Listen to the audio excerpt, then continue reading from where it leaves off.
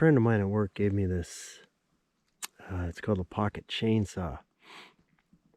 Apparently it's, well, it seems pretty cool. I don't know how good it's going to be. It folds up and fits into that case, right? What I'm going to do is I'm going to cut that tree right there. That dead one.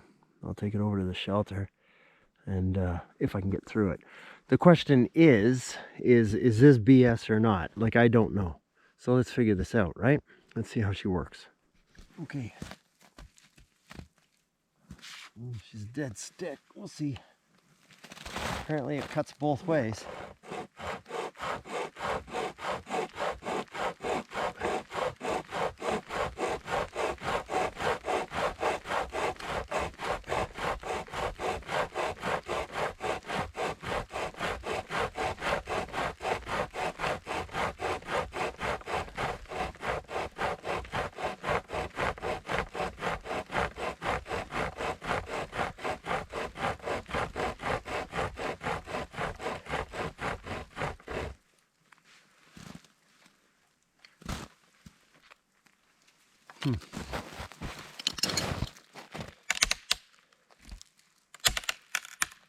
Yeah, not bad at all.